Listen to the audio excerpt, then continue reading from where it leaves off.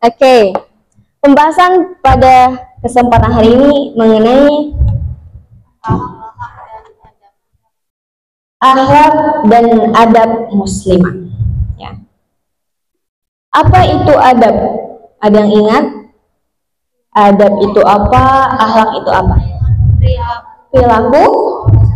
Adab, ini adab dulu ya. Perilaku seseorang yang dihasilkan dari proses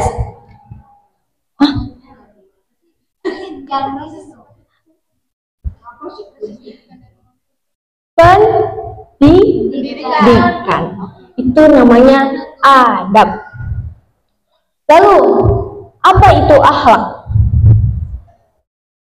Perbuatan, sifat, karakter seorang yang dihasilkan dari ibadahnya. Ingat ya, perbedaan adab dan akhlak. Adab adalah perilaku yang baik, yang mulia, yang dihasilkan dari pendidikan. Kalau akhlak dari ibadah. Kalau muslimah? Wanita muslim. Lantas wanita muslimah, adab dan akhlak itu apakah yang seperti ini? Yang suka scroll IG, scroll TikTok siang dan malam? Ini tapi laki-laki ya di sini. Apakah dia yang hafal Al-Quran terngantuk-ngantuk setiap malam? Oh, salim banget ya? Atau kah yang suka dugem? Apakah kita semua nih yang ada di sini? Masya Allah. Muslimah itu sama dengan wanita. Wanita bahasa Arabnya Anisa. Nama kita sampai diabadikan loh sama Allah. Beda loh sama laki-laki. Emang katanya ada nggak laki-laki? Kan bahasa Arabnya Ar-Rijal nih. Ada nggak surah Ar-Rijal? Anisa itu diabadikan dengan judul, kalau misalnya di bahasa kita tuh novel ya ada judulnya gitu. Kalau misalnya di Al-Quran tuh ada surahnya. Lalu tadi perbedaan wanita sama laki-laki itu wanita indah, ya, punya keelokan. Ya. Bagaimana caranya kita untuk mendapatkan adab dan akhlak itu? Jadi yang pertama dari pendidikan, kedua dari ibadah. Apa poin-poinnya? Kita lihat.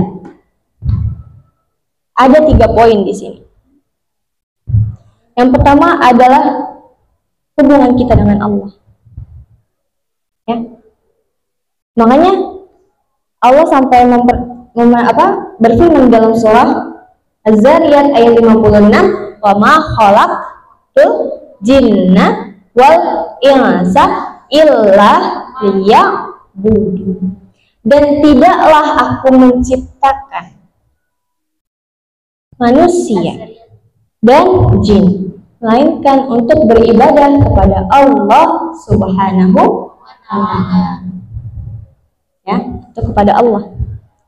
Makanya sebagai muslimah, apa sih yang harus kita lakukan? Ada tahu lagu yang pernah kita nyanyiin? Menjalankan segala perintahmu. Tahu? Menjauhi segala larangan. Ila akhirnya ya, sampai akhir lah. Jadi yang pertama adalah kita harus menaati perintah Allah dan menjauhi larangannya. Ya. Yang kedua, kita harus tahu mana halal, mana haram. Minum minuman keras, hukumnya? Haram. Lalu mencuri, hukumnya? Haram. Lalu misalkan berdua-duaan dengan lawan jenis di tempat gelap, hukumnya? Haram. Lalu ghibah, hukumnya? Haram. Melawan orang tua? Melawan orang tua? Lalu kalau misalkan ngobrol sesama wanita, ya halal. Makan ikan? Halal. Makan belalang? Halal. Makan kuda? Ayo, makan kuda. Makan kuda itu asalnya haram karena dia termasuk ke hewan yang buas. Nanti kalau misalnya kalian belajar fikih itu ada. Nah, sampai ada di lagunya Allah itu Tuhan yang suci, tau nggak? Hanya padamu ku meminta, kuatkanlah iman kami, tahu? Lalu dasar daripada itu semua adalah iman. Oke? Beriman. Dan pastinya Islam. Iman dan Islam itu adalah fondasi yang kuat untuk beribadah kepada Allah. Karena ada banyak orang yang labelnya statusnya itu Muslim, statusnya Islam, tapi dia tidak beriman. Islam KTP. Lalu beriman, iman itu turunan nggak sih? Iman turunan atau bukan? Bukan. Berimannya seorang ayah, berimannya seorang ibu itu tidak bisa diwariskan ke anaknya. Akan tetapi bisa untuk dididik ke anaknya. Ya. Sampai ada lagu nasyid, iman tak dapat diwarisi dari seorang ayah yang bertakwa. Ia tak dapat dijual beli, ia tiada di tepian pantai. Tahu? Tahu? Lanjutannya tuh, walau apapun caranya jua, engkau mendaki gunung yang tinggi. Meskipun kita mendaki gunung setinggi apapun, ya. Kalau iman itu nggak bisa kita gapai dengan mudahnya, harus dengan hasil usaha kita sendiri. Nggak bisa orang tua kita ustadzah, kita juga ikutan menjadi ustadzah, nggak bisa. Karena keimanan itu tergantung daripada pribadinya, orangnya. Warisan bisa diwariskan, harta bisa diwariskan, ya, pakaian bisa diwariskan. Semua peralatan yang ada dari orang tua bisa diwariskan. Akan tetapi keimanan kepada Allah itu tidak dapat diwariskan. Sepakat? Itu step 1. Step 2 adalah, ini apa nih gambar apa? Orang, bukan. Sendiri ya dia ya. Jadi 3 poin itu, yang pertama Allah, kedua adalah diri sendiri, ketiga adalah sesama teman. Yang kedua kita bahas bin nafsi.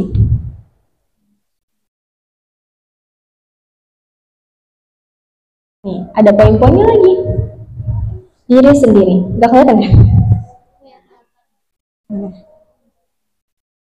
Nah. Yang pertama di sini adalah menjaga lisan. Kenapa harus dari lisan dulu awalnya? Karena perempuan itu fitrahnya dari Allah banyak bicara. Diciptakan dari Allah dari tulang rusuk Nabi Adam, dari laki-laki. Jadi ketika, mohon maaf ya, ada batang misalkan keras sekali, lalu dibengkokkan dengan dipaksa, maka nantinya akan rapuh, patah, ya nggak? Jadi udah dia banyak bicara, tapi ketika banyak bicara kan balik gitu kan, dia mudah langsung rapuh gitu. Tapi dia paham? Dalilnya apa? Diriwayatkan oleh Bukhari dalam kitab Sahih hadis nomor 10 dari Abdullah bin Umar radhiyallahu anhu bahwa Nabi Muhammad SAW itu bersabda, al-muslimu man salima alal muslimuna min lisanihi wa yadihi. Muslimah itu selamat, bisa dikatakan sejati karena dia menjaga daripada lisan dan tangannya. Ya. Jadi wanita salehah muslimah, kita sama-sama harus bisa menjaga lisan kita. Kakak tahu ketika kita kesal itu bisa menimbulkan amarah, benar-benar sangat menggebu-gebu. Tapi ketika kita mengucap mohon maaf, misalkan kakak ke adik kakak gitu, bodoh ya, atau mohon maaf dongo ya gitu, itu bakal jadi doa untuk dia. Makanya ketika kita marah sama adik kita, kakak kita, atau siapapun itu, usahakan Masya Allah, iya sabar ya. Langsung ya, sebentar ya kakak, saya lagi mengerjakan PR dulu, nanti kalau misalnya sudah selesai saya langsung tutup jendela misalkan. Iya ibu, kalau sama ibu gimana? Iya ibu cantik, ya Allah Masya Allah, sebentar ya. Jangan, ya ntar siapa tuh kebiasaannya. Nanti kalau misalnya kita ya ntar, kalau gimana?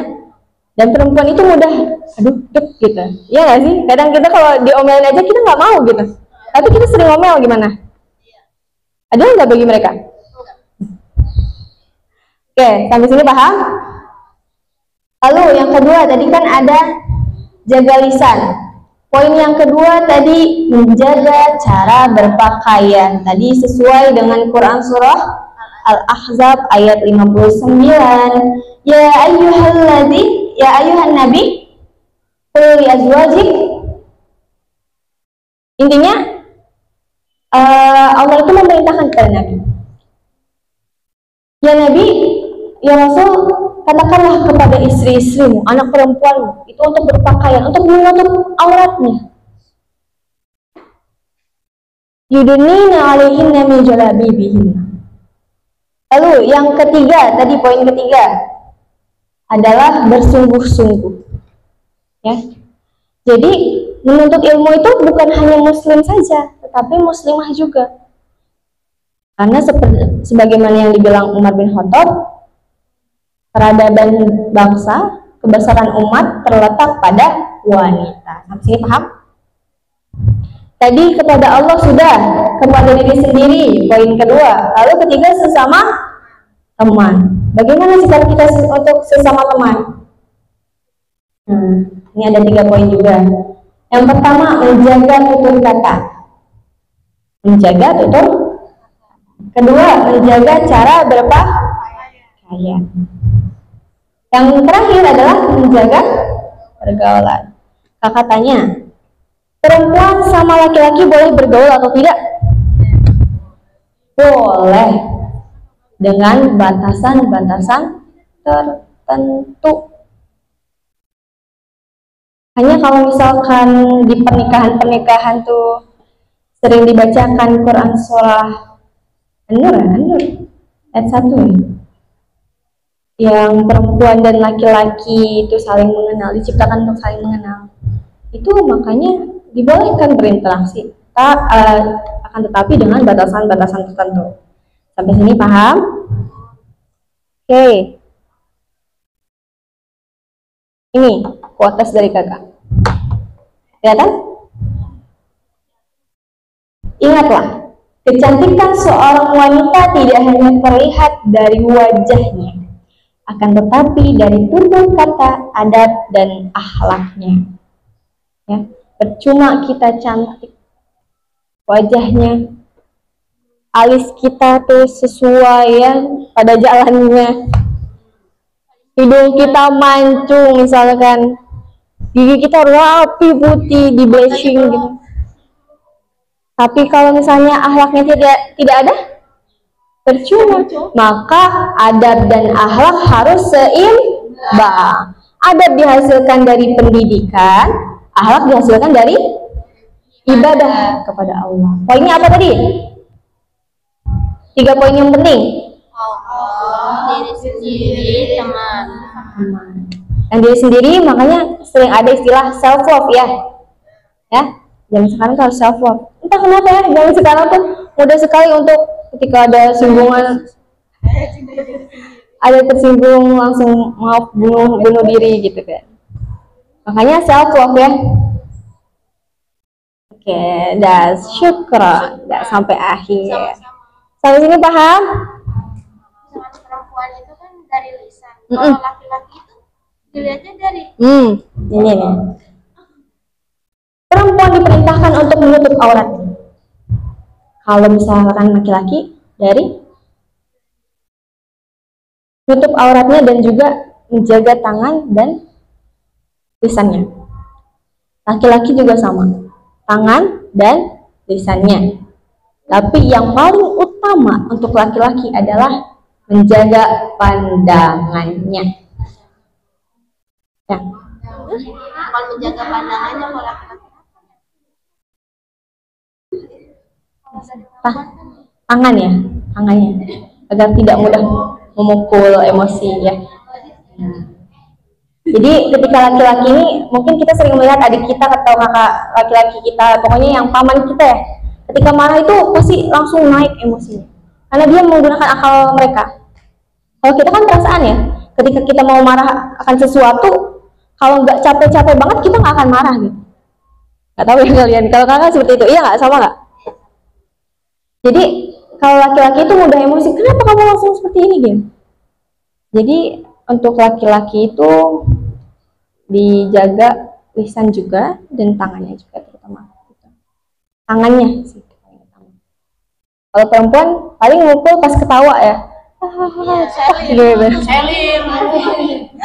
Tapi suka nih lagi ngomongnya tuh kotor, nggak bisa dijaga kan, udah dibilangin masih kayak gitu, itu gimana?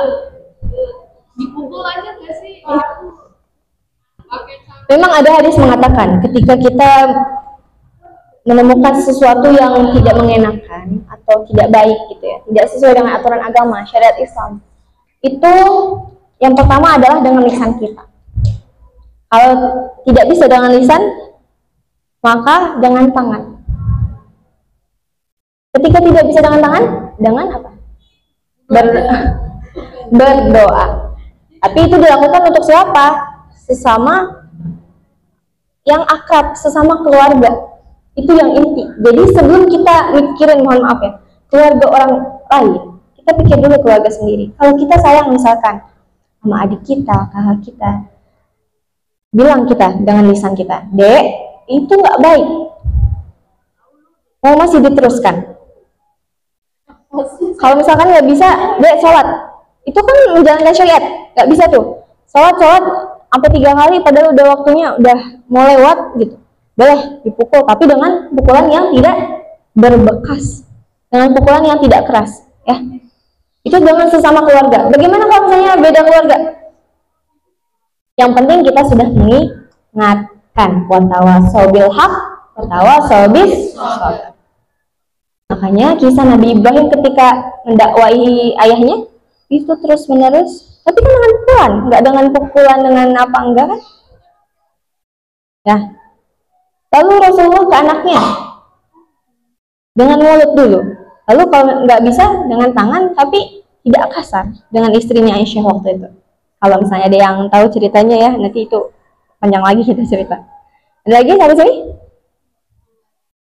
Sudah?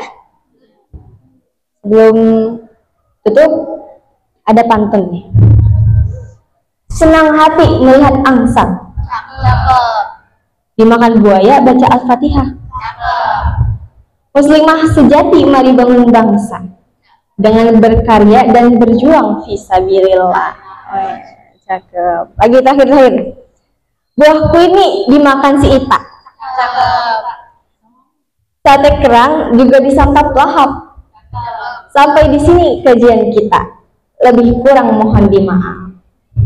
Allahumma muwaffiq ila aqwamit thoriq. Wassalamualaikum warahmatullahi wabarakatuh. Waalaikumsalam.